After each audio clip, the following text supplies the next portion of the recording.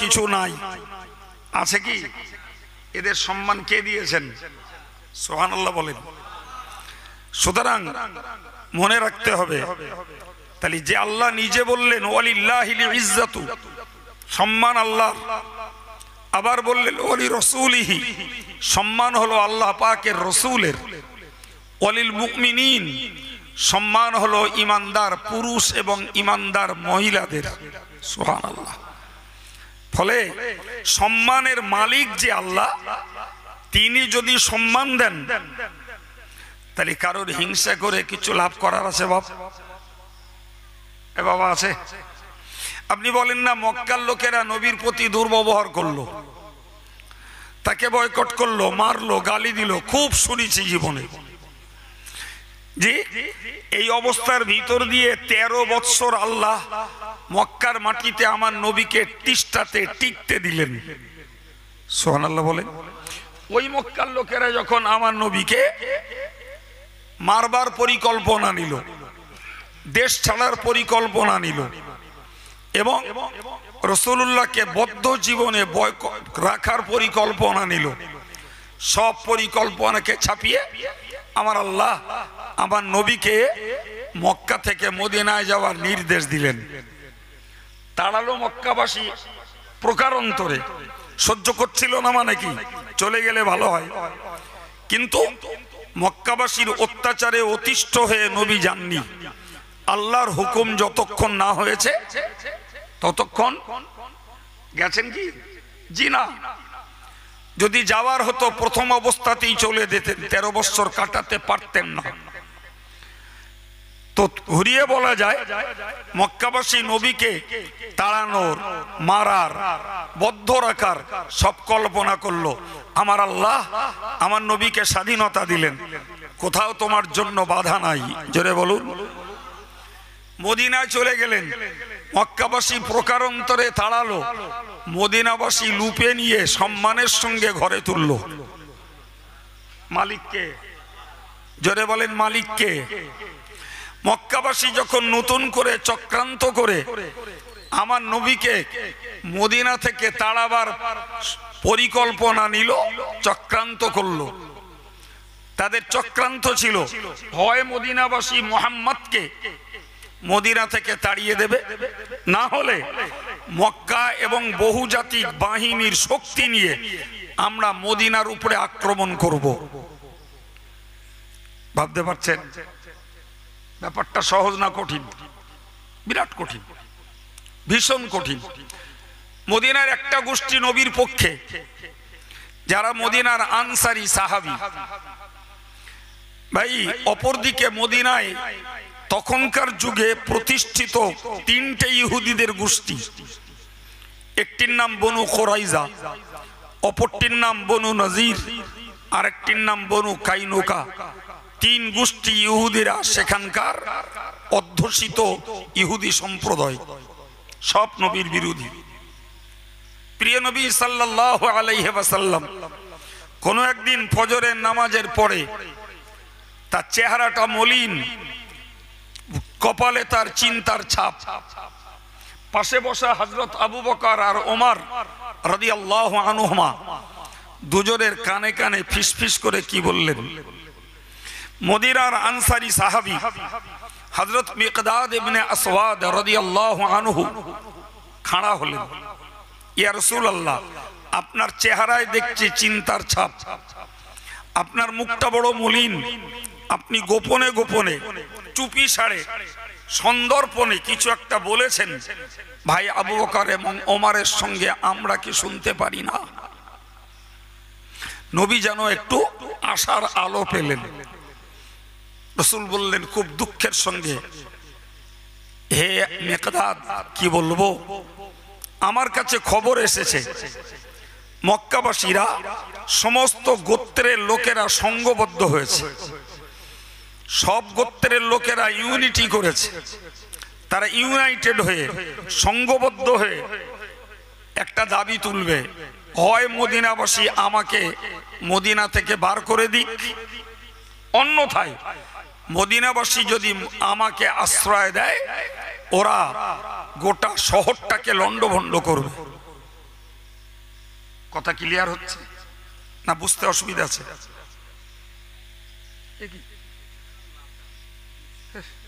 আমি আমার জন্মে দুধ খাইনি, আমার মার দুধ খাইনি। আমি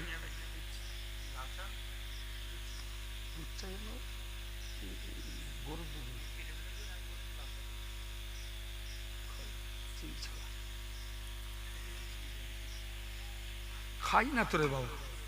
আমি বললাম বিশ্বাস হলো না, আমার দিবে না, আমার দুধ খাইনি আমি। আপনারা হাসতেছেন, একদম রিয়েলি আমার মায়ের এক ফোঁটা দুধ খাইনি আমি। মানে আমি যখন ভূমিষ্ঠ হই, আমার মায়ের তখন ওই জমানায় বলতো, এখন কি বলে জানি না, ধনুষ্টঙ্কার রোগ হয়েছিল। মাকে হসপিটালে দিল, 3 মাস পরে হসপিটাল থেকে বাড়ি এলো, ততক্ষণে মায়ের দুধ শুকিয়ে গেছে। আমার আর দুধ খাওয়া হয়নি। জানি না দুধ খেলে আর একটু আল্লাহ মায়ের দুধের বরকত দিত কি না, যা দেশে তাই আল্লাহ শুকরিয়া আদায় করলে আলহামদুলিল্লাহ। তার জীবনে দুধ খেতেও পারিনি আমি। আমি জীবনে গরুর দুধও খাইনি, ছাগলের দুধও খাইনি, দুধের মিষ্টি খাইনি, দুধের গ্লাসে পানি খাইলে বমি হয়। আমি ঘি খাইনি, মাখন খাইনি আমার লাইফে। এখন যদি মনে মনে করেন এসব খায় না, তা এ লোক এসব করে কি করে? সব আল্লাহ করায়। কেটা করায়? লোকে বলে ঘিতে ব্রেন ভালো হয়, মাখনে ব্রেন ভালো হয়, হাড় মজবুত হয়, দুধ খেলে অনেক পুষ্টি পাওয়া যায়। আল্লাহ আমার নসিবে রাখিনি, তারপরে আল্লাহ আমার কাজের অভাবও রাখেননি। ঠিক কিনা বলে? জি, যাই হোক, কথা প্রসঙ্গে বলে ফেললাম। জি, তো কি বলছিলাম? হযরত মিকদাদ ইবনে আসওয়াদ রাদিয়াল্লাহু আনহু আনসারী সাহাবী, তিনি খাড়া হয়ে বললেন, ইয়া রাসূলুল্লাহ, আপনার চেহারায় মলিনতার ছাপ, আপনার কপালে দেখছি চিন্তা ভাবনার নিদর্শন। আবার ভাই আবু বকর ওমরের সঙ্গে কি যেন বললেন। রাসূল বললেন, হে মিকদাদ, কি বলবো? আমার কাছে খবর আছে মক্কাবাসীরা বহুজাতিক বাহিনীকে ঐক্যবদ্ধ করে একটা দাবি নিয়ে আসবে মদিনাবাসীদের কাছে, হয় তোমরা আমাকে ছেড়ে দাও, না হলে তারা মদিনা শহরের উপরে আক্রমণ চালাবে। কথা বোঝা গেল? কোরআন শরীফে আল্লাহ বলেছেন যে যখনই ইজা দাখালু ক্বরিয়াতান আফসাদুহা, যখন বহির্শত্রু কোন রাষ্ট্রের উপরে, কোন গ্রামের উপরে আক্রমণ করে, গ্রামটাকে লন্ডভন্ড করে দেয়। এটাই সাধারণ নিয়ম। রাসূল ওই ভয়টাই করলেন। আজকে আমার একার জন্য মদিনার মতো সাজানো গোছানো একটি শহর, সেটি লন্ডভন্ড হয়ে যাবে, এই মনের দুঃখে নবীর ভিতরে বিষণ্ণতা, নবীর ভিতরে মলিনতার চিন্তার ছাপ। হযরত মিকদাদ ইবনে আসওয়াদ বুকের পাটা নিয়ে বললেন, ইয়া রাসূলুল্লাহ, মক্কাবাসীদের এই আক্রমণকে কেন্দ্র করে কি সিদ্ধান্ত নেবেন? ব্যাপারটা আপনার, আপনার সিদ্ধান্তের উপরে আমাদের সিদ্ধান্ত নয়। আল্লাহর কোরআন বলেছে, মা কানা লি আহলিল মাদিনাতি ওয়া মান হাওলাহুম মিনাল আ'রাব। আল্লাহ বলেছেন ওটা আমাদের জন্য শিক্ষা। আমার আল্লাহ বললেন, মদিনাবাসী এবং মদিনার পল্লীবাসী, আশপাশের যারা, এদের কখনো উচিত নয় আইয়াতাখাল্লাফু আর রাসূলিল্লাহি, রাসূলের সঙ্গ দেওয়া থেকে পিছিয়ে যাওয়া। সুবহানাল্লাহ। তোমরা মদিনার বাসিন্দা হও আর মদিনার পার্শ্বস্থ পল্লী গাঁয়ের বাসিন্দা হও,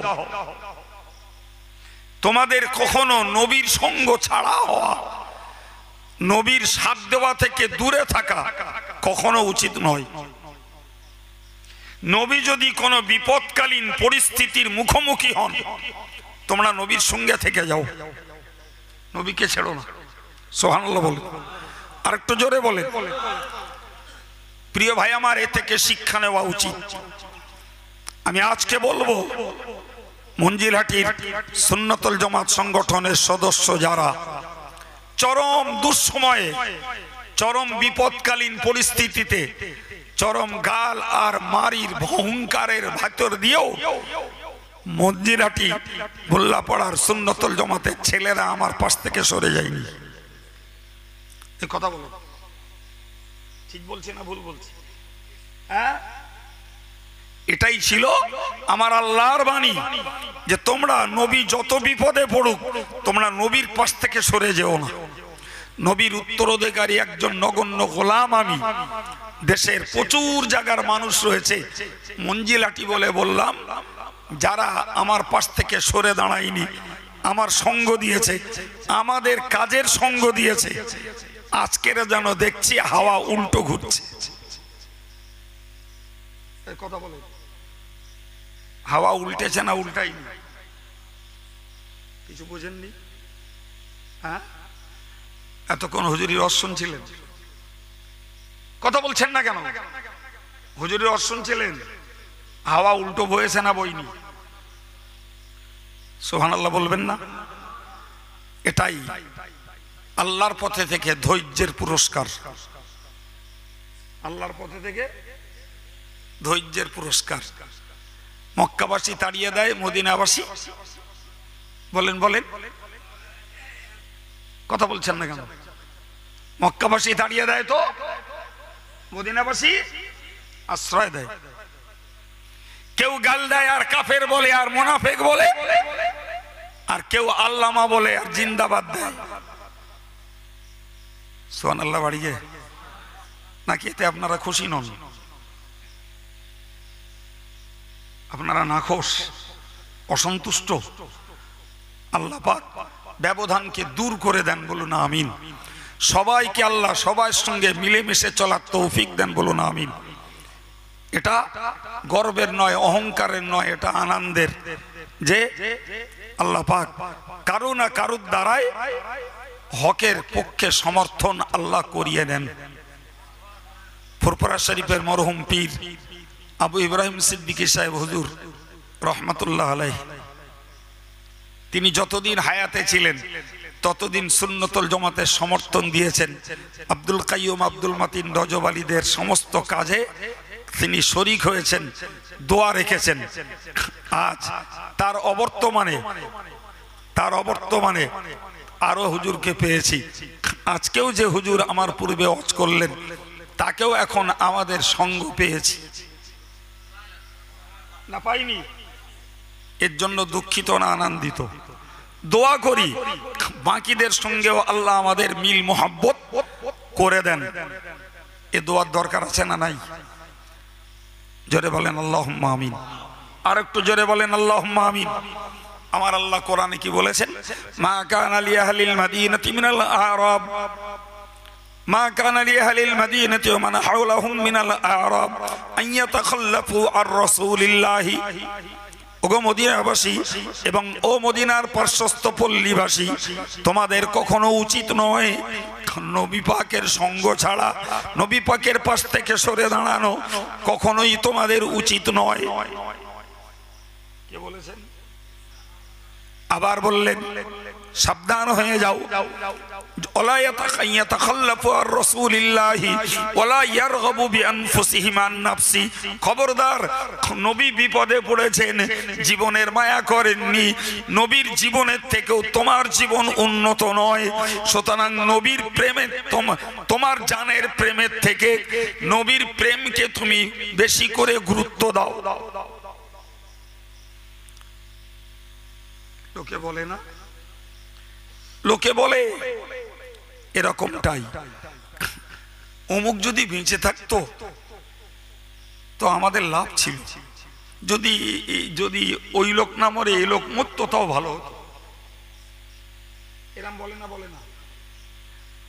বাপ মারা গেছে, মা বেঁচে আছে সন্তানগুলোকে নিয়ে, লোকে মন্তব্য করে যে আল্লাহ যদি আর মারান নিত, বাপটা বেঁচে থাকতো, তাহলে ছেলে পিলেগুলোর সেবাটা ভালো হতো। আবার কখনো উল্টে বলে জি মা মরে গেছে বাপ বেঁচে আছে।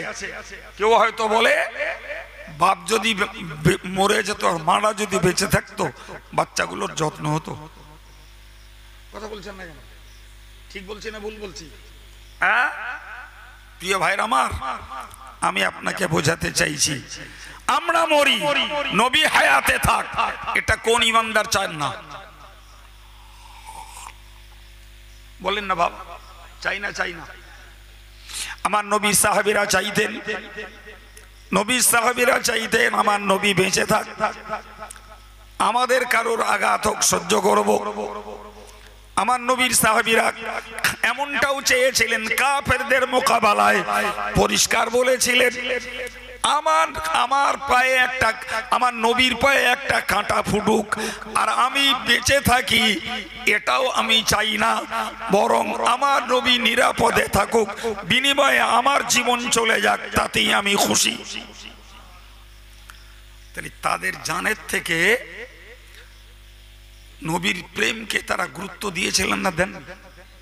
আমার আল্লাহ বললেন সাবধান, ওয়ালা ইয়ারগাবু বিআনফুসিহিম, মদিনাবাসী এবং মদিনার পার্শ্বস্থ পল্লী গ্রামের মানুষ যারা, তারা যেন কখনো আমার নবীর জীবনের উপরে নিজেদের জীবনকে প্রাধান্য না দেয়, বরং তারা নিজেদের জীবনের প্রেমের তুলনায় আমার নবীকে প্রেম করুক, এটাই তাদের জন্য উচিত কর্তব্য। জি সম্মানিত ভাইরা আমার, সেই মদিনার মানুষ মিকদাদ ইবনে আসওয়াদ, উনি খাড়া হলেন, বলেছিলাম মনে আছে? খাড়া হয়ে কি বলেছেন যে ইয়া রাসূলুল্লাহ, মক্কাবাসীদের এই অগ্রাসন, মক্কাবাসীদের এই আক্রমণ, মক্কাবাসীদের এই চক্রান্ত, এই বিষয়ে কি সিদ্ধান্ত নেবেন আপনার? নবী নিজে নিজে সিদ্ধান্ত নেয়? জোরে বলেন। নবী নিজে সিদ্ধান্ত নেন না, নবীর সিদ্ধান্তের ফর্মুলা হলো পরামর্শ, এও নির্দেশ আল্লাহর। অশাবিরহুম ফিল আমর ফাইজা আযামতা ফাতাওয়াক্কাল আলাল্লাহ। ওগো নবী, তুমি যে কাজই করতে যাও, তোমার সঙ্গী সাথী যারা, এদের সঙ্গে পরামর্শ করো। সুবহানাল্লাহ বলেন। ওটাও আমাদের জন্য শিক্ষা। আমরা সংসারের কাজ করি, ব্যবসার কাজ করি, ঘর বাড়ি তৈরি করি, জমি জায়গা কিনি, ছেলে মেয়ে বিয়ে দিই, প্রত্যেকটা ক্ষেত্রে আমার নিজের মানুষের সঙ্গে পরামর্শ করার দরকার আছে। পরামর্শ করলে আল্লাহর রহমত হয়। পরামর্শ করলে কি হয়? আল্লাহর রহমত হয়। নিজের সিদ্ধান্তে নিজে কিছু করতে যাওয়া বোকামি। সাধারণত বাংলার কথায় বলে, 10 মিলে করি কাজ, হারি জিতি নাহি লাজ। কথাটা যদিও আম ভাবে বাঙালি সমাজের কাছে ছড়িয়ে আছে, কিন্তু কোরআনের ব্যাখ্যা করলে তাই দাঁড়ায়। তুমি একলা কিছু করতে যেও না, যা করবে কি করবে বলে, মশওয়ারা করো, পরামর্শ করো, একে অপরের সঙ্গে মত বিনিময় করো, তারপর একটা কাজ করো, ওতে আল্লাহর রহমত হবে। আল্লাহ আমার নবীকে বললেন ওয়াশাবিরহুম ফিল আমর, নবী যুদ্ধের বিষয়ে হোক, কাফেরদের মোকাবেলার বিষয়ে হোক, কাফেরদের অত্যাচারের ব্যাপারে হোক, যেটাই হোক তুমি পরামর্শ করো। ফাইদা আযামতা ফাতাওয়াক্কাল আলাল্লাহ। ও নবী, যখন পরামর্শ করে একটা দৃঢ় সিদ্ধান্ত নেবে, পরামর্শ করার পরে কোনো ডিসিশন যখন নেবে, এরপরে ফাতাওয়াক্কাল আলাল্লাহ, আমি আল্লাহর উপরে ভরসা করো। একটু বলেন বাবা। আচ্ছা, আমি কি গল্প করছি না জ্ঞানের কথা বলছি? আপনাদের সুবহানাল্লাহটা ভাগে ভাগে হচ্ছে কেন? একটু মিলেমিশে বলেন। তাই কোরআন শিখিয়েছে আগে পরামর্শ করো, সিদ্ধান্ত হয়ে গেলে ভরসা করো কার উপরে? আমরা ছেলে মেয়ে বিয়ে দিই, তো ছেলের পক্ষ মেয়ের পক্ষ দেখে, মেয়ের পক্ষ ছেলেকে দেখে। তো সাধারণত সামাজিক প্রথা, মেয়ের বাড়িতে একটা চূড়ান্ত দিনখান হয়, কখনো ব্যতিক্রম হয়, তবে বেশি অংশ কোথায় হয়? তাই না বাবা? হ্যাঁ, আজকের যুগের মডার্ন স্ট্যাটাস হয়ে দাঁড়িয়েছে, ছেলে পক্ষ চূড়ান্ত দেখা দেখতে গেল, এই মেয়ে পক্ষ যে ছেলেকে একটা আশীর্বাদ করে এলো, আর মেয়ের পক্ষ চূড়ান্ত দেখা যেদিন দেখে দিনখান দিনক্ষণ নির্ধারণ করছে, কথাবার্তারা যা হবে হবে, পরিশেষে একটা হার দিয়ে, দুটো চুড়ি দিয়ে, একটা সেটা দিয়ে আশীর্বাদ হচ্ছে। সমাজে এই বেদাতি ফিতনা চালু হয়েছে না হয়নি? হ্যাঁ, যা পুরো সুন্নতের খেলাফ, শরিয়াতে নাজায়েজ, অথচ সমাজে চলছে। কোরআন কি শিখিয়েছে? তোমরা ভাই ভাই বসে একটা সিদ্ধান্ত নিয়েছো, এবারে আল্লাহর প্রতি ভরসা করো, দুটো হাত ওঠাও আল্লাহর কাছে। আল্লাহ, আমরা আমাদের মানবীয় দৃষ্টিতে তোমার দুই বান্দা বান্দির শুভ পরিণয় কার্য সম্পন্ন করার জন্য সিদ্ধান্ত নিয়েছি, তোমার উপরে আস্থা রাখছি, তোমার উপরে ভরসা করছি, তুমি এ কাজকে সুসম্পন্ন করিয়ে দিও। এটাই ছিল ইসলামী দৃষ্টিতে প্রকৃতপক্ষে আমাদের ডিউটি। সেইটাই ঘুরে আজকে যে দাঁড়িয়েছে দোয়ার বদলে আশীর্বাদ। ঠিক বলছি না ভুল বলছি? দোয়ার বাংলা মানে অনেকে ব্যবহার করে আশীর্বাদ বলে, কিন্তু সে অন্য সমাজ, অন্য ধর্মের লোক। আমরা দোয়া দোয়াই বলি, তাই বলি না বাপ? তো আশীর্বাদ যদি তোমার কাছে হয়, তাহলে যে ইমানদারটা, যে বেঈমানটা লা ইলাহা ইল্লাল্লাহ বলে মুখের কথায় ইমানদার হয়ে যায়, লিখে টেকে দিতে হয়? হয় বাবা? আরে বলেন না, একটা হারাম ছেলে আর একটা হারাম মেয়ে, দুটো হালাল হয় একজন আর একজনের জন্য। কিসে? ছেলেটি বলে কবুল করলুম, মেয়েটি বলল রাজি আছি। আপনারা কিছু জানেন না নাকি? বিয়েতে কি বলে? বিয়েতে কি বলে? এই বলে না? তাহলে ছেলের মুখের একটা বাক্য আর মেয়ের মুখের একটা বাক্য, এতটুকুতেই হারাম ছেলে হারাম মেয়ে দুজনাই হয়ে গেল একজন আর একজনের জন্য হালাল। কিসের বিনিময়ে? মুখের কথায়। আমি ওটাই শুনতে চাচ্ছি, সুবহানাল্লাহ। কিসের বিনিময়ে? তাহলে মুখের কথায় ঈমান, মুখের কথায় নামাজ, মুখের কথায় বৈবাহিক জীবনের বন্ধন। আর সেই জিনিস উড়িয়ে দিয়ে আজকের মালের বিনিময়ে হচ্ছে কথার বাঁধন। পাঁচটা ইমানদার মুসলমান বসে সিদ্ধান্ত নিলে ওতে হবে না। এরা একটা ছেলে দিয়ে এলো সোনার আংটি, আর মেয়েরা এসে, ছেলেরা এসে মেয়ের দিলে নেকলেস, গলার হার। তোমার কথার থেকেও মালের দাম বেশি। কথা বলছেন না কেন? এগুলোকে থেকে বেরিয়ে আসার দরকার ভাই। এগুলো পুরো একটা বলতে পারা যায় যে মকরু তাহরিমি বেদাত, এতে গোনা হয়। এবারটা তোরা দুটো কোথায় ছিলি বাপ? এইদিকে বাবা, এদিকে এদিকে এদিকে।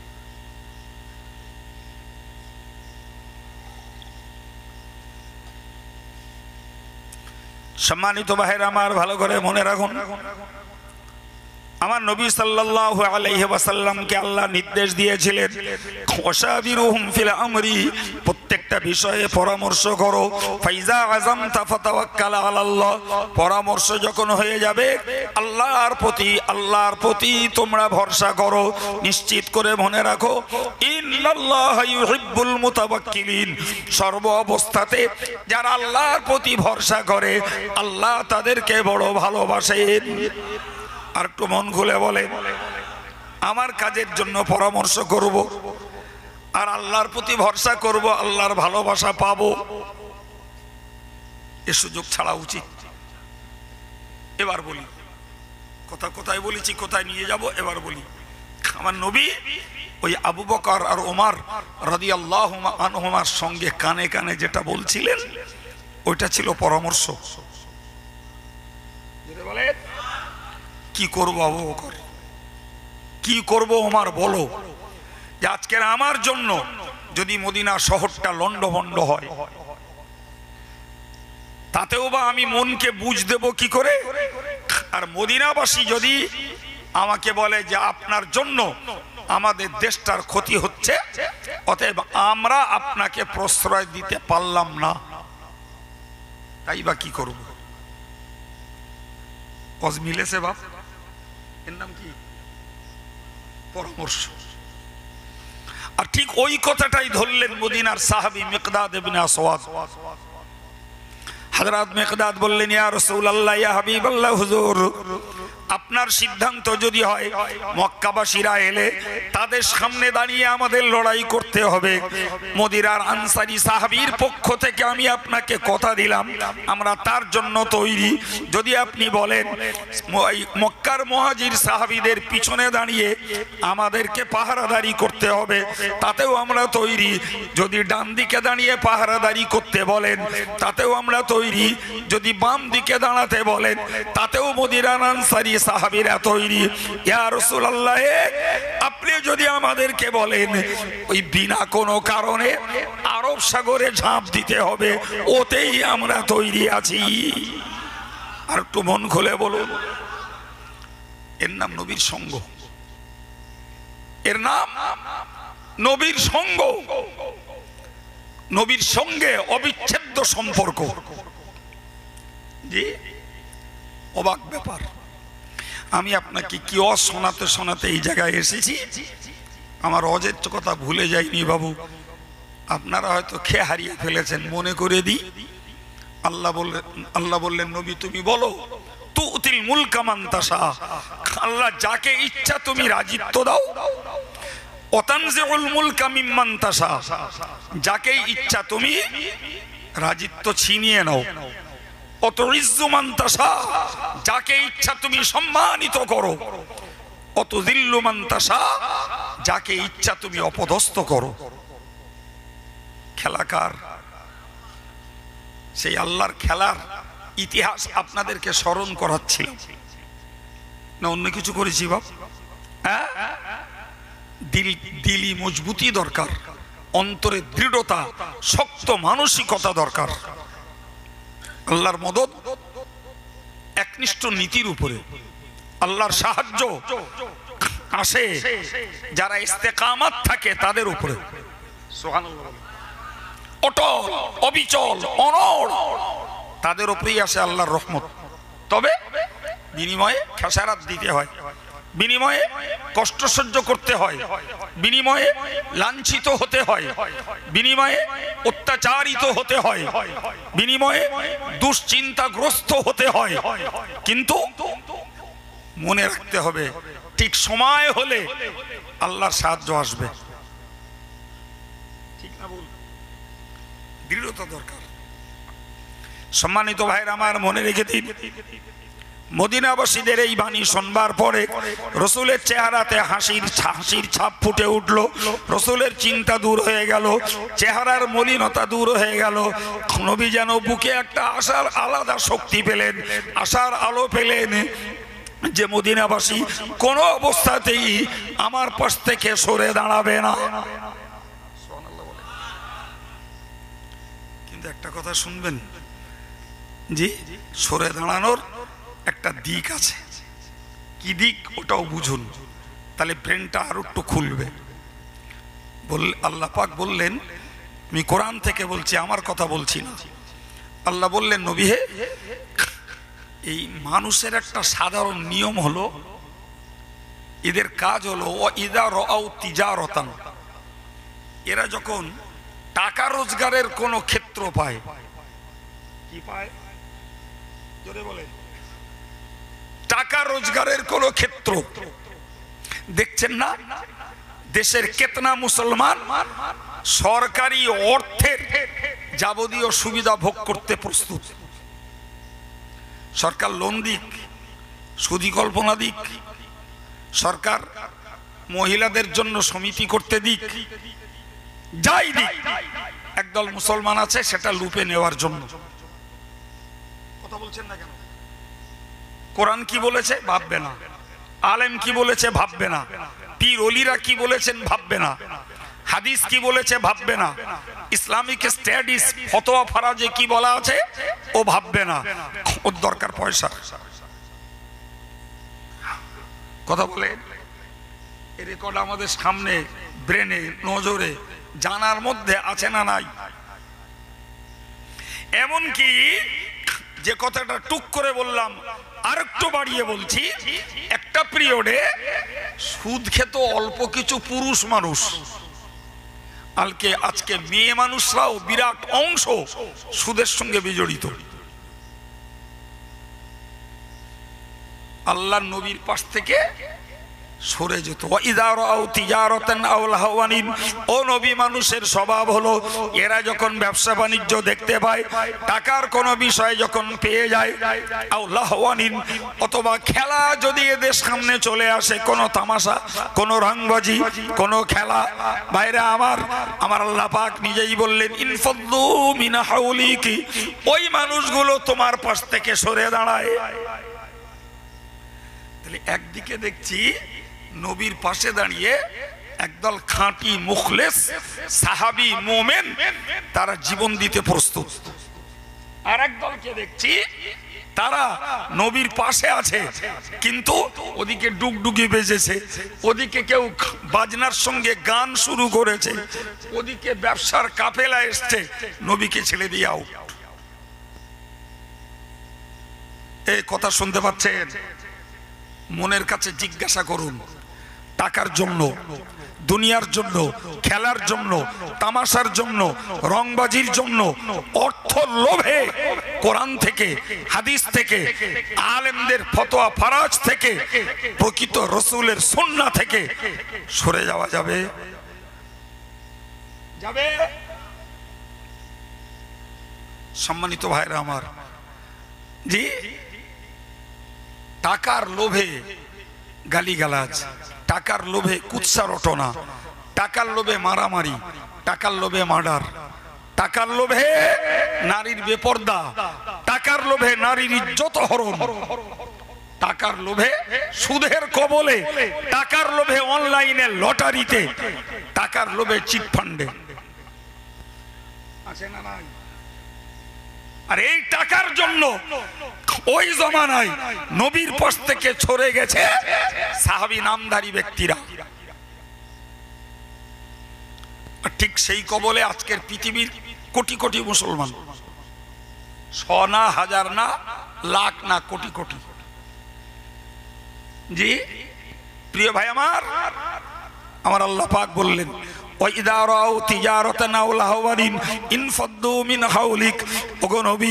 কিছু মানুষের স্বভাব হলো তোমার পাশে থাকে, তোমার কাছে থাকে, কিন্তু যখনই ব্যবসা বাণিজ্য দেখতে পায়, যখনই তাকে টাকা রোজগারের কোনো ক্ষেত্র খুঁজে পায়, অথবা খেল তামাশা রংবাজির কিছু যখন চিত্ত বিনোদনের পেয়ে যায়, ইনফাদ্দু মিন হাউলিক, তোমার পাশ থেকে ওরা সরে দাঁড়ায়। আপনি বর্তমানের প্রমাণ নেবেন, সভা হচ্ছে যে একদল ছেলে মোবাইল নিয়ে ফ্রি ফায়ার আর পাবজিতে রাস্তায় রাস্তায় বসে বসে গটরা দিচ্ছে। আমি এখানকার কথা বলছি না, সর্বত্রের কথা বলছি। ওতে কি? ওতে খেলা, ওতে তামাশা, ওতে রংবাজি, ওতে চিত্ত বিনোদন। যেখানে কোরআন বর্ণনা চলছে, হাদিসের বয়ান চলছে, আলেমের মুখনিসৃত বাণী যেখানে প্রচার হচ্ছে, তার কাছাকাছি মুসলিম এক শ্রেণীর যুব সমাজ রীতিমতো ওই খেলায় মেতেছে। 1400 বছর আগে এ কথাই আল্লাহ কোরআনে বলেছেন, নবী ওরা খেলা পেলে তোমায় ছেড়ে দিয়ে চলে যায়। কথা বলে আজকে রজব আলী সাহেব কথা বলুক, ফুরপুরার হুজুর কথা বলুক, আর আব্দুল কাইয়ুম কথা বলুক, ভাই একদল লোক কোরআনের মজলিস থেকে বাইরে আছে না নাই? কোরআনের মজলিস থেকে বাইরে। তাহলে সেদিনের কথা আজকের 100% অ্যাপ্রোপ্রিয়েট, 100 ভাগ খাটছে। অথচ আল্লাহ কি বলেছেন?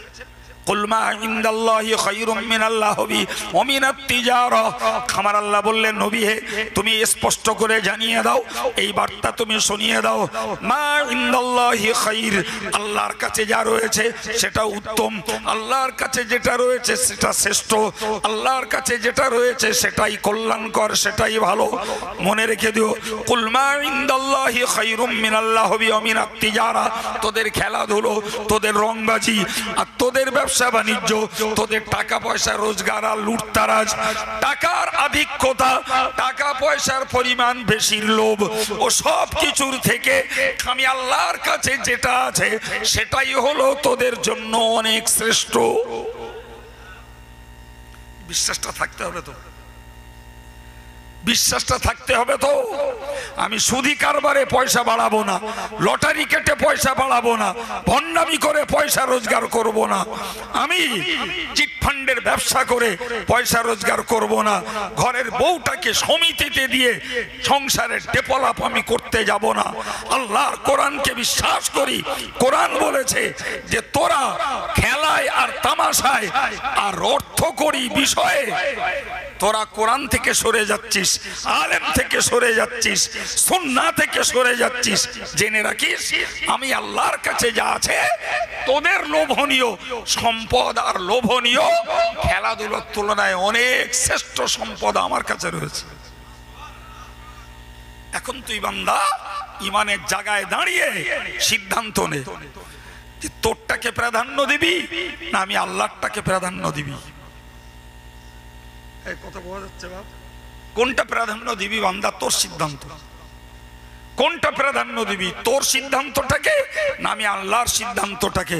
তবে এটা জেনে রাখিস আল্লাহু খায়রুর রাযিকিন, আমি আল্লাহ হলাম শ্রেষ্ঠ দাতা, আমি আল্লাহ হলাম শ্রেষ্ঠ রুজি দাতা, আমি আল্লাহ হলাম উত্তম দানকারী। জোরে বলুন।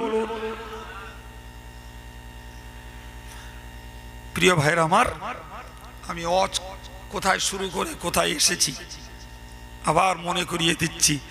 আল্লাহ যাকে ইচ্ছা রাজিত্ব দেন, যাকে ইচ্ছা কেড়ে নেন। আল্লাহ যাকে ইচ্ছা সম্মানিত করেন, যাকে ইচ্ছা অপমানিত করেন। গোটা বিষয়টা আল্লাহর। গোটা বিষয়টা কার? আল্লাহর। সম্মানিত ভাইরা আমার, আমি যে কথা শোনাচ্ছিলাম, মিকদাদ ইবনে আসওয়াদ রাদিয়াল্লাহু আনহু যখন নবীকে ওই কথা শুনিয়ে দিলেন, রসুলের চেহারাতে হাসির ছাপ ফুটে উঠল। সুবহানাল্লাহ। রসুলের চেহারা থেকে চিন্তার ছাপ দূর হয়ে গেল। রসুলের চেহারার মলিনতার জায়গায় উজ্জ্বলতা ফুটে উঠল। মক্কাবাসী যখন মাতব্বরি করলো, মদিনাবাসী আওয়াজ দিয়ে দিল আমরা মুহাম্মদকে ত্যাগ করব না। সবাই মিলে বলা যাবে না? আমরা মুহাম্মদকে প্রশ্রয় দিয়েছি, ত্যাগ করার জন্য নয়। যদি মুহাম্মাদের জানমাল, ঈমানের দাওয়াত, ইসলামের দাওয়াতকে রক্ষা করতে মদিনাবাসীদের যদি আত্মবিসর্জন দিতে হয়, আমরা মদিনার মানুষ তাতে পিছিয়ে নেই। আল্লাহ শুকরিয়া, এক এক ধমকানিতে মক্কাবাসী আর এগিয়ে আসতে চাইনি, পারিনি। সুবহানাল্লাহ বলেন। শেষ পর্যন্ত এলো বদর প্রান্তরে। ওর আগে আর যেতে পারি, সেখানেই যুদ্ধ হলো, গোহারা হারল। একদিকে আনসার আর মুহাজির, মদিনা রাসূলুল্লাহর মদিনার সাহাবী আর মক্কার সাহাবীরা সম্মুখ সমরের সেনা, আর অভ্যন্তরীণ সেনা হলো আল্লাহর ফেরেশতা। ফেরেশতা কার সেনা? যুদ্ধ মানুষের সেনা এলো ফেরেশতা। এরপরে প্রতিপক্ষ বিরোধী দলের আর জয়ের কোন রাস্তা থাকতে পারে? জি, দরকার একনিষ্ঠতা, দরকার ধৈর্য, দরকার আল্লাহর প্রতি ভরসা। আজকের জন্য না, সারা জীবন ভাইদের জন্য, যুবকদের জন্য, মায়েদের জন্য, যে কোনো অবস্থায় আপনি একনিষ্ঠ হন, আল্লাহর উপরে ভরসা করুন। বিপদ এসেছে, ধৈর্য ধরি, বিশ্বাস করি আল্লাহ সময়ে মদদ দেবেন। দেবেন না? দেবেন না? সম্মানিত ভাইরা আমার, আমি প্রসঙ্গটাকে আর একটু বাড়িয়ে আপনাকে শোনাতে চাইছি। কোরআন শরীফে আল্লাহ বলেছেন ইখরিজুল হাইয়া মিনাল মাইয়িত ওয়া মুখরিজুল মাইয়িতা মিনাল হাই। মহান আল্লাহ বলেন ইখরিজুল হাইয়া মিনাল মাইয়িত। ও বান্দা, তোমরা মনে রাখো আমি আল্লাহর শক্তির বহার হলো আমি আল্লাহ মৃত বস্তু থেকে জীবন্ত প্রাণী বার করি। কোরআনে বলেছেন, আমরা বাস্তবে দেখছি সত্যিই তাই। ডিম মরা, বাচ্চা বেরোয় জ্যান্ত। মানুষের বীর্য মরা, তা থেকে চন্মনে সুদর্শন সুন্দর ফুটফুটে বাচ্চা দেয় আল্লাহ। ঠিক না বল? আমার আল্লাহ বললেন ইখরিজুল হাইয়া মিনাল মাইয়িতি, ও বান্দা তোমরা মনে রাখো আমি আল্লাহ পাক তোমাদেরকে জানিয়ে দিলাম মুর্দা থেকে জিন্দা বার করি এ ক্ষমতা আমার। সুবহানাল্লাহ। আবার বললেন মুখরিজুল মাইয়িতা মিনাল হাই, আমি আল্লাহর শক্তি এটাও জীবন্তের ভিতর থেকে মরা প্রাণী বার করি। জীবন্ত জীবন্ত হাঁস আর মুরগিগুলো মরা মরা ডিম পাড়ে, সিজার করতে হয় না, ডিসি করতে হয় না। সুবহানাল্লাহ বলেন। মানুষ বেশি বুদ্ধি বাটাবাটি করে, এই জন্য ডিসিও করতে হয়, সিজারও করতে হয়। ওর বুদ্ধির দিনই তো হাঁস মুরগির মরা ডিমগুলো এমনি বেরিয়ে আসে। আর মায়ের পেটে বাচ্চা মরে গেলে বাড়ি শুদ্ধ লোকের টেনশন বেড়ে যায় এবং সেসব ওদের ডিসি করে ক্লিয়ার করতে হয়। ঠিক বললাম না ভুল বললাম? হ্যাঁ, তাহলে যার ভাবার কেউ নেই তার জন্য সুবহানাল্লাহ বলে। অসহায়ের সহায় আল্লাহ, নিঃসঙ্গের সঙ্গী আল্লাহ। ঠিক না ভুল? একদম। আমার আল্লাহ বললেন বান্দারে তোরা মনে রাখ আমি আল্লাহ তোদেরকে জানিয়ে দিলাম আমি জীবন্ত থেকে মৃত বার করি আর মৃত থেকে জীবন্ত বার করি।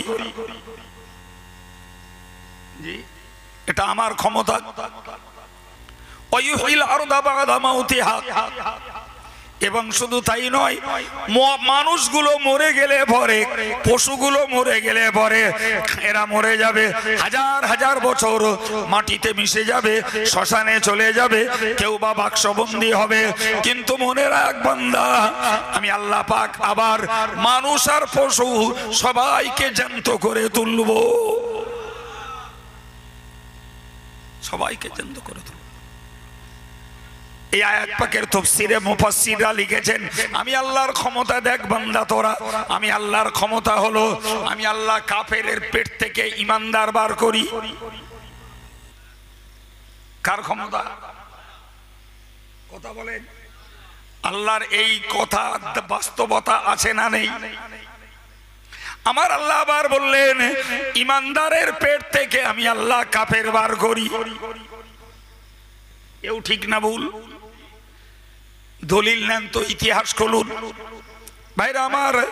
নবী ইব্রাহিম আলাইহিস সালাম আল্লাহ পাকের খলিল, আল্লাহ কোরআনে বলেছেন ওয়াত্তাখাযাল্লাহু ইব্রাহিমা খলিলা, আমি আল্লাহ ইব্রাহিমকে বন্ধু রূপে মেনে নিয়েছি। একবার জোরে বলুন, আর একটু জোরে বলুন। মানুষ মানুষের বন্ধুত্ব করে, স্বার্থে ঘা পড়লে বন্ধুত্ব কেটে যায়। টাকা শর্ট হলে আর মুখ দেখা দেখি থাকে না। যতদিন টাকার লেনদেন ঠিক আছে ততদিন গলে গলে, আর যেই টাকার লেনদেন বন্ধ হয়ে যায় ততদিন পিছনে পিছনে, সামনাসামনি আর না। কিন্তু বলুন না, নবী ইব্রাহিম সৃষ্টি জগতের একজন মানুষ, তার বন্ধুত্ব আল্লাহর সঙ্গে একবার চিল্লে বলা যাবে না সুবহানাল্লাহ? এবং ও বন্ধুত্ব অবিচ্ছেদ্য, কখনো বন্ধুত্ব নষ্টও হয়নি। হযরত নবী ইব্রাহিমের ব্যাপারে আল্লাহ যখন বলেছিলেন যে আমি ইব্রাহিমকে বন্ধু রূপে মেনে নিলাম, তো আল্লাহ পাকের ফেরেশতারা আল্লাহকে বলেছিল যে আল্লাহ পৃথিবীতে এত মানুষ থাকতে আপনি ইব্রাহিমকে বন্ধু বানালেন, আর কাউকে পেলেন না। আল্লাহ পাক পরীক্ষামূলক জিবরিলকে পাঠিয়ে দিলেন, যাও তো একবার আমার ইব্রাহিমকে পরীক্ষা করো। তো জিবরিল আমিন আলাইহিস সালাম মানুষের বেশে এলেন, এসে পড়লেন সুবহুন কুদ্দুসুন রব্বুনা ওয়া রব্বুল মালাইকাতি ওয়ার রূহ, ওই আল্লাহ পাক পবিত্র, যিনি আমাদের রব, যিনি ফেরেশতাদের রব, যিনি জিবরাইলেরও রব। একবার চিল্লে বলুন, আর একটু মন খুলে বলুন। বাক্যটা এটাই, ওই আল্লাহ পবিত্র, যিনি আমাদের প্রতিপালক, যিনি ফেরেশতাদের প্রতিপালক, যিনি জিবরাইল আমিনের প্রতিপালক। এই বাক্যটাকে হযরত জিবরিল বললেন সুবহুন কুদ্দুসুন রব্বুনা ওয়া রব্বুল মালাইকাতি ওয়ার রূহ। নবী ইব্রাহিম বুঝে গেলেন, আনন্দে আপ্লুত হয়ে গেলেন। ছাগল চড়াচ্ছিলেন, তো ওই তসবিহ পড়েছেন এই লোকটা, উনি ভেবেছেন এটা লোক, অর্ধেকটা ছাগল তাকে দিয়ে দিলেন।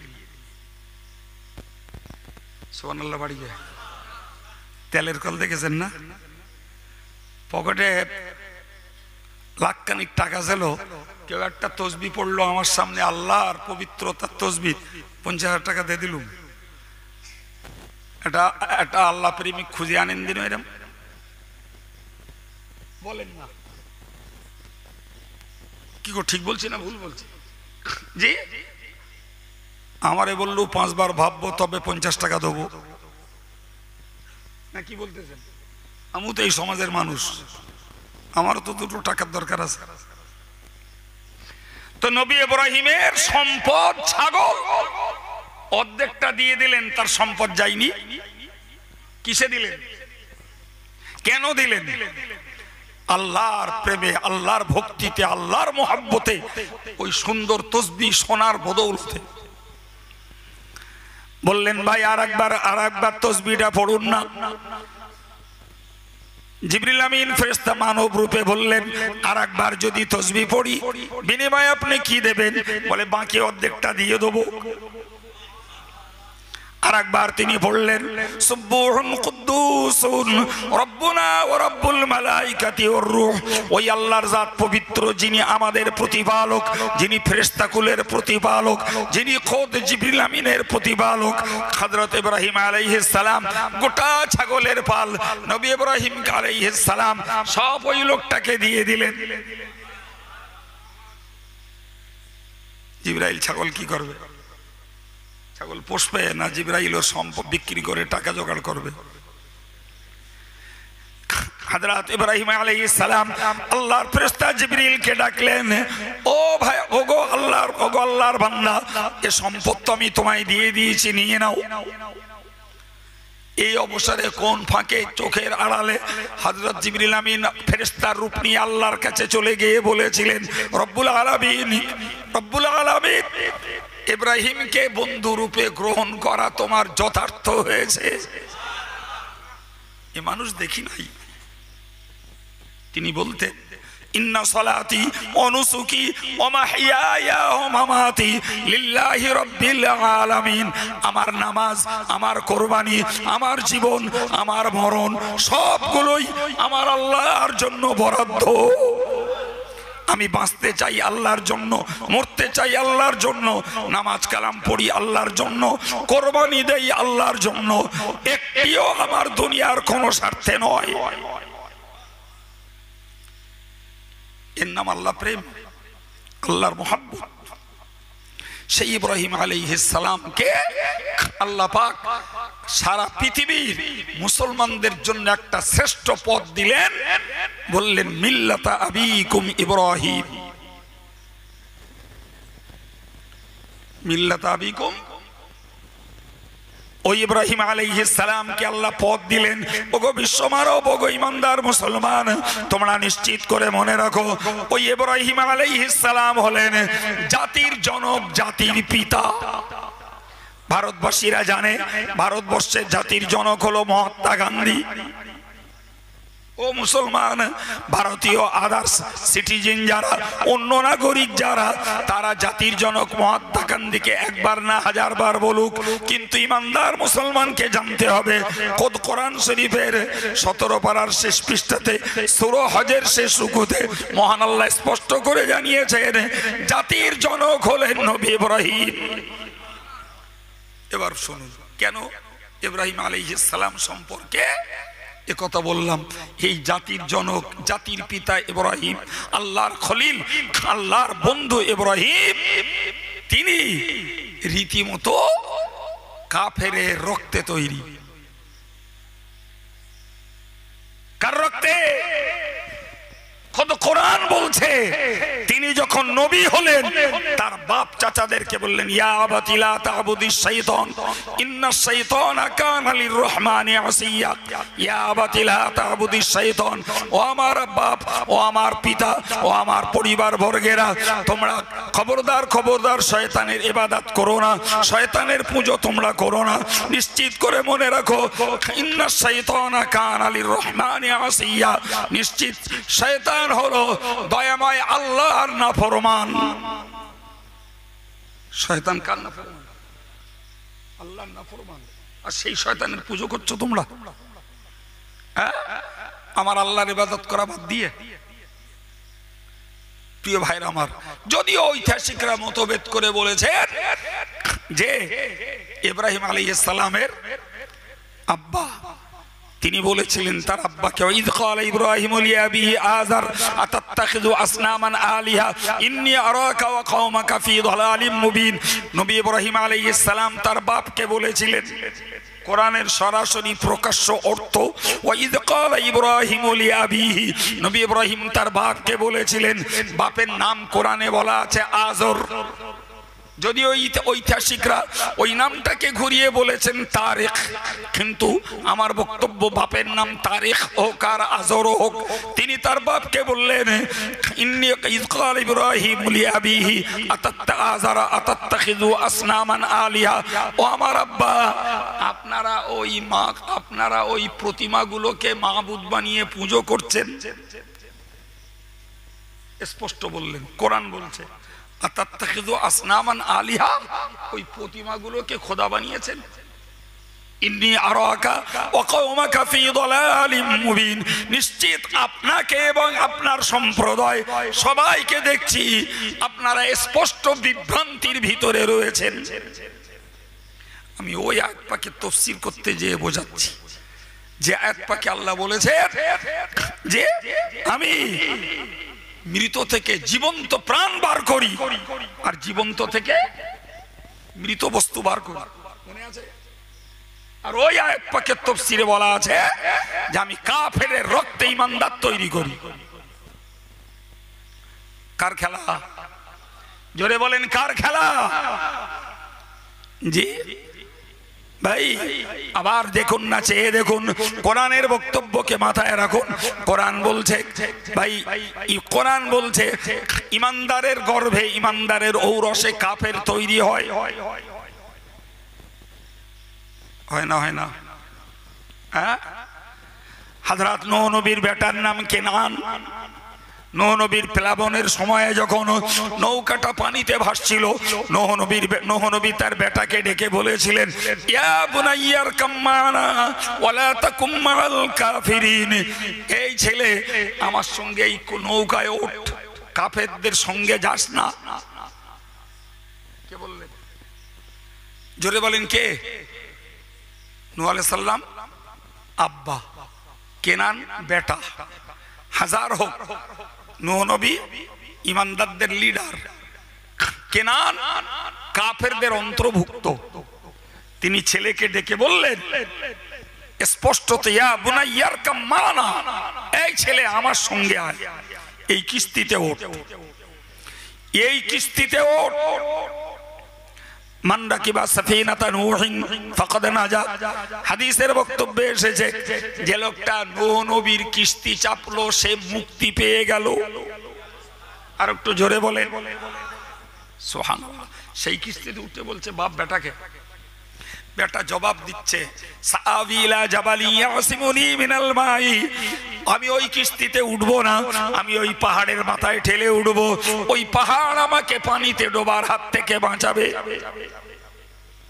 কিছু একটা বলেন,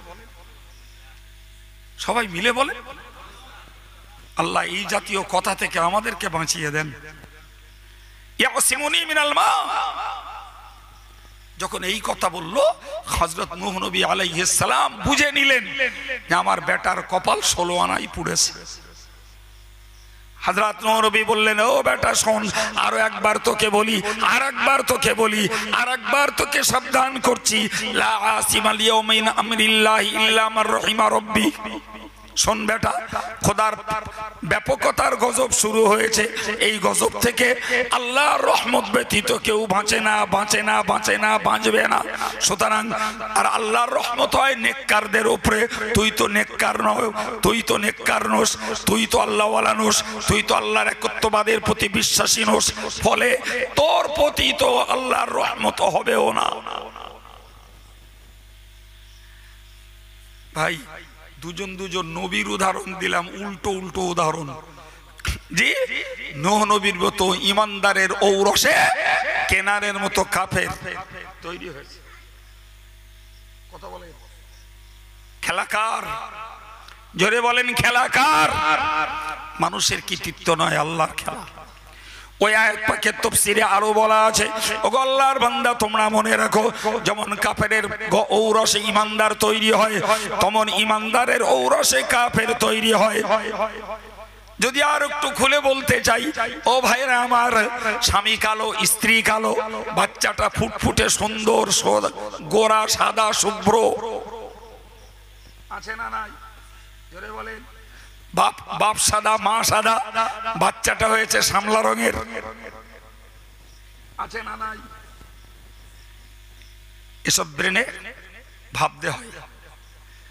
বাপ পরিষ্কার, মা পরিষ্কার, বাচ্চাটা হয়েছে কালো, আছে না নাই? এই যে ব্যতিক্রম খেলা, সব কার? জোরে বলুন কার? আমার আল্লাহ ওই আয়াত পাকের তাফসীরে ও মুফাসসিররা লিখেছেন, ও বান্দা বান্দি তোমরা মনে রাখো, এটাও আলেমের পেটে জাহেল তৈরি হয়। কি হয়? বাবা আলেম, ছেলে যাতে আসে না, আসে না নাই? বাপ আকারটা মূর্খ, ঠেলাওয়ালা, মুটে ভ্যানওয়ালা, লেবার, মজদুর, ছেলে বড় আলেম, আছে না নাই? এও খেলা কার? সুবহানাল্লাহ। আমার আল্লাহ কি খেলা না খেলতে পারেন। বাপ আলেম, ছেলে জাহেল। আমরা এটারে বলি আলোর তলায় অন্ধকার। বলেন বলেন। আবার বাপ জাহেল, বেচারা কিচ্ছু লেখাপড়া জানে না, গরিব মানুষ, খেটে খুটে খায়। ছেলেটা চাঙ্গা হাফেজ, আমার কাছে ওরম রেকর্ড অনেক আছে। ভ্যানওয়ালার ছেলে হাফেজ হয়েছে, জি, মুঠেগিরি করে, তার ছেলে মৌলানা হয়েছে। কথা বুঝেন কিছু? হ্যাঁ, খেলাকার। সুবহানাল্লাহ বলেন, আর একটু জোরে বলেন। সুতরাং হে ইমানদার ভাইরা আমার, হে প্রিয় ভাইরা আমার, আজকের আমি আল্লাহ পাকের স্বেচ্ছাচারিতার, আল্লাহর কুদরতের কাজের কিছু উপমা কোরআন থেকে আর বাস্তবের উদাহরণ দিয়ে দিয়ে আপনাদেরকে বুঝিয়েছি। আমাদেরকে এটাও মনে রাখতে হবে বাবা, খেলা আল্লাহর। ওই আল্লাহ বলেছেন, তুলিজুল লাইলা ফিন নাহার ওয়া তুলিজুন নাহারা ফিল লাইল। ওই আল্লাহ বললেন, তুলিজুল লাইলা ফিন নাহার, আমি আল্লাহর কুদরতের খেলা, আমি রাতকে ঢুকিয়ে দেই দিনের মধ্যে। রাত ঢুকছে কোথায়? জোরে বলেন বাবা। এখন রাত বড় না দিন বড়? তাড়াতাড়ি বলেন। রাত বড়, তাহলে দিনটা ঢুকে গেছে রাতের মধ্যে না যায়নি? 13 ঘন্টা দিন, 11 ঘন্টা রাত। আবার গরম করে এসে দেখছি 13 ঘন্টা দিন, 11 ঘন্টা রাত। আর শীতকালে এসে দেখছি 11 ঘন্টা দিন তো 13 ঘন্টা রাত। কেউ খেলাকার? আল্লাহু আকবার। কোরআন থেকে কথাগুলো শুনবার বিনিময়ে আমাদের অন্তরটা স্বচ্ছ হোক, মজবুত হোক, দৃঢ় হোক। আল্লাহর ইচ্ছার বাইরে কিছু করার নাই আমাদের।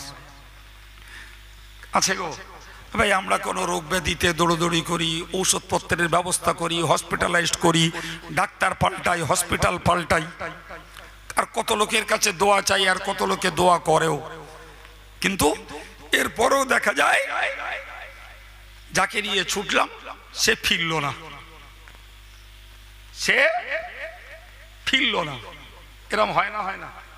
এত দান করলাম, এত দোয়া করলাম, এত চেষ্টা করলাম, তা আল্লাহ নসিবে রাখলে না। জি, আফসোস, পরিতাপ। ওগো ইমানদার, আপনাকে একটা কথা মনে রাখতে হবে, কোরআন শরীফে আল্লাহ বলেছেন, ইন্নী ফাআলুল লিমা ইউরিদ। বান্দা, তুমি যত চাহিদা করো, যত কামনা করো, যত বাসনা করো, যত প্রার্থনা করো, বান্দা তুমি একটি কথা মনে রাখো, ইন্নী ফাআলুল লিমা ইউরিদ, আমি যেটা ইচ্ছা সেটাই করি। তোমার সব চাহিদার ঊর্ধ্বে আমার ইচ্ছাটাই প্রাধান্য পাবে। অতএব তুমি ডিমান্ড করে, তুমি প্রার্থনা করে হতাশ হয়ে যেও না। তুমি মনে রাখো, তোমার ডিউটি পালন করেছো, তুমি ট্রিটমেন্ট করেছো, দৌড়দৌড়ি করেছো, দোয়াদানি করেছো, দান সৎকা করেছো, তারপরেও তোমার ইচ্ছা পূরণ হয়নি, তার মানে তুমি খেয়ালে রাখো, ওটাই তোমার জন্য নির্ধারিত ভাগ্য, তোমার জন্য নির্ধারিত ভাগ্য।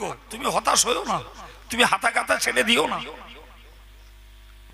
কি গো, কথা বুঝতে পারা যাচ্ছে? হ্যাঁ, তুমি ট্রিটমেন্ট করেছো, সওয়াব পাবে। তুমি দান করেছো, সওয়াব পাবে। তুমি দোয়া চেয়েছো, দোয়া করেছো, তোমার দোয়া কবুল হয়নি, তুমি সওয়াব পাবে। ইমানদারের দোয়াকে আল্লাহ ব্যর্থ করে দেয় না। সুতরাং আল্লাহ দোয়া কবুল করছেন না বলে তুমি হাতা কাতা ছেড়ে দিও না, হতাশ হয়ে যেও না। তুমি এটাকে বিশ্বাস রাখো, হয়তো আল্লাহ তোমার দাবিকে সদ্য পূরণ করবেন, একটা পদ্ধতি। দ্বিতীয় পদ্ধতি হলো, এক্ষুনি পূরণ করবেন না, দাবি কবুল করে নেবেন, তবে পূরণ করবেন পরে। দুনিয়ায় বেঁচে থাকতে থাকতে তাড়াতাড়িও না, দেরিতেও না, তোমার দোয়া আল্লাহ নেইনি, তাও তুমি মনে রাখো, তোমার আল্লাহ বঞ্চিত করে দেবেন না। তুমি দুনিয়াতে দোয়া করেছো, বিনিময়ে আখিরাতে আল্লাহ তোমায় সওয়াব দেবে। কিন্তু বান্দার কাজ দোয়া করা। বান্দার কাজ কি? কথা পৃষ্ঠে কথা বলতে যে শেষ কথায় আপনাদেরকে শোনাচ্ছি, ইন্নাল্লাযীনা ইস্তাকবিরুনা আন ইবাদাতি সায়াদখুলুনা জাহান্নামা দাখিরিন। যারা আমার কাছে দোয়া করা থেকে অহংকার করে, আমার কাছে বিনয় করতে চায় না, আমার কাছে কাকুতি বিনতি করতে চায় না, আমার কাছে নিজেকে সমর্পণ করতে তারা যারা চায় না, এই অহংকারী আত্ম অভিমানী মানুষগুলোকে সায়াদখুলুনা জাহান্নামা দাখিরিন, আমি আল্লাহ খুব শীঘ্রই মৃত্যুর পরে তাদেরকে লাঞ্ছিত করে জাহান্নামে প্রবেশ করাবো। সুতরাং আমাদের দাবি দাওয়া, অভাব অভিযোগ, কামনা বাসনা আল্লাহর কাছে পেশ করার দরকার আছে না নাই? দরকার আছে, দরকার আছে। আমি আলেম বলে ছেলেকে পড়তে দিয়েছি, দোয়া করব না আল্লাহর কাছে।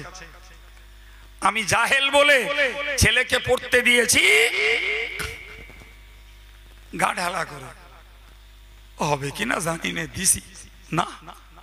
তুমি এরকম দুর্বল আশা পোষণ করো না, তুমি আল্লাহর কাছে দোয়া চাও, আল্লাহ তোমার বেটাকেও আলেম বানাতে পারেন। আর তুমি আলেম বলে তোমার বেটা পণ্ডিত হবে, নাও হতে পারে, সহযোগিতা আল্লাহর কাছে চাও। তুমি ধনী বলে তোমার ধন অক্ষুণ্ণ থেকে যাবে, ভেবো না। আল্লাহ তোমার কোন কবজায় ফেলে তোমাকে নির্ধন বানিয়ে দিতে পারেন। কথা ঠিক না ভুল? তুমি গরিব বলে হতাশ হয়ে যেও না, তুমি আল্লাহর কাছে দ্বারস্থ হও, আল্লাহর দ্বারস্থ হও, আল্লাহর কাছে প্রার্থনা করো, আল্লাহ পাক তোমাকে ধনী বানিয়ে দিতে পারে। তুমি রোগী, কামনা করতে থাকো, আরে বাবা লস নাই, আমি আল্লাহর কাছে ছোট হয়ে যদি কামনা করি, আমার আল্লাহ আমাকে দুনিয়াতে দাবি পূরণ না করলেও আখিরাতে সওয়াব দেবেন। এমন দোয়া দিবেন, বান্দা বলবে, আল্লাহ যদি দুনিয়াতে তুমি আমার কোনো দোয়া কবুল না করতে, সেটাই আজকের জন্য, আজকে আমার জন্য খুব ভালো ছিল। সুবহানাল্লাহ বলেন। আজকে দোয়া কবুল না হলে মনে মনে হতাশা আসে, আর সেদিন মনে হবে দোয়া যদি আল্লাহ একটাও কবুল না করতেন তাহলে আজকে আমার জন্য ভালো হতো। জি, ফলে আমি শুরু করেছিলাম জি, আল্লাহর ইচ্ছা কার্যকর হয় এই সাবজেক্টটাকে সামনে রেখে, তাই শেষে এই কথাটা বললাম, দোয়া যতই করি ওটা আমার ডিউটি, ওটা আমার নগণ্যতা, ওটা আমার দৈন্যতা, আল্লাহর কাছে আমার বিনয়ী হওয়া, ছোট হওয়া। কিন্তু মনে রাখতে হবে দোয়া কবুল না হলেও ওই আল্লাহর ইচ্ছার গুরুত্ব বুঝতে হবে। তিনি চাননি, দোয়া কবুল করেননি, কিন্তু আমাকে বঞ্চিত করবেন না, আখেরাতে বিনিময় আল্লাহ সওয়াব দেবেন। জোরে বলেন, আর একটু জোরে বলেন। সম্মানিত ভাইরা আমার, বিশ্বাস করুন আমি মানসিকভাবে খুব খুশি। জি, প্রথমত জলসাটি একরকম, হুজুর বলছিলেন না বন্ধ হওয়ার পথে ছেলেরা একরকম সিদ্ধান্ত নিয়েই ফেলছিল, আমার কাছে রায় চাচ্ছিল। তাই আমি বললাম, বাবু তোমাদের ওইখানকার কি অবস্থা সেটা তো আমি এখান থেকে বুঝতে পারছি না, তোমরা যে সিদ্ধান্ত নেবে আমার দিক দিয়ে কোনো ব্যাপার না। আবার একবার বললো, হুজুর এক কাজ করেন, আপনি না সন্ধ্যাবেলা আসেন, সন্ধ্যাবেলা আসেন, একটু দোয়া করে ছেড়ে দেবো। আমি বললাম, মাতিন সাহেব আজকে ওমরা থেকে ফিরছেন, আমি মাতিন সাহেবকে রিসিভ করার জন্য এয়ারপোর্টে যাব, সুতরাং 9টার আগে পৌঁছাতে পারবো না। যদি সেও কথা এরা মেনে নিয়ে 9টায় করতো আমি আসতে পারতাম না।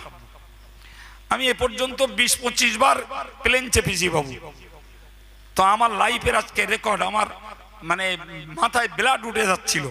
শুধু এয়ারপোর্টের পার্কিং এর ভিতরে দাঁড়িয়ে পাক্কা 1 ঘন্টা 5 মিনিট কোন রকমে গাড়ি বার করতে পারছিলাম না। তবে শুকরিয়া আমার ড্রাইভারকে, হেফাজতের মালিক আল্লাহ, আর আমি পিছনে বসে বসে কি করব, দোয়া করি। জি, পুরো এয়ারপোর্ট থেকে এই পর্যন্ত এসেছি 1 ঘন্টা 7 মিনিটই। তো এটাও খুশি যে আজকের ছেলেরা সেই সব আল্লাহ করাচ্ছে। খাবার হুজুরকে আনা হবে কি আনা হবে না, হুজুর নিজেই উপযাচক হয়ে বললেন যে তোমরা করো, আমি যাব ইনশাআল্লাহ। আল্লাহ সবার জলসা করিয়েছেন, ছেলেদের মনোতৃপ্তি। ছেলেরা ভাবছিল হুজুর বর্ষামুখর পরিবেশ, লোকজন কি হয়, এসে দেখছি কোনো অংশে অন্য বছরের তুলনায় লোকজন কম হয়নি, আলহামদুলিল্লাহ। এরপরে আমাদের দাবি, আল্লাহ তুমি বর্ষা প্রতিরোধ করে মাহফিল করতে দিলে, সব আমন্ত্রিত হুজুররা এলেন, ছেলেদের মনোবাঞ্ছা পূরণ হলো, আলেমরা তাদের বক্তব্য পেশ করলেন। এরপরে আল্লাহ তুমি এটাকে কবুল না করে আর ফিরিও না। কি গো, এ বলার ভাষা আমাদের আছে না নাই? আর আমাদের আত্মবিশ্বাস, এত কিছুর পরেও আল্লাহ যখন করিয়েছেন তাহলে আল্লাহ কবুল করবেন। বলুন ইনশাআল্লাহ, বলুন ইনশাআল্লাহ। সম্মানিত ভাইরা আমার, প্রতি বছর এই ওয়াজ যা করার করি, আর আমার কাজ তো শুরু করি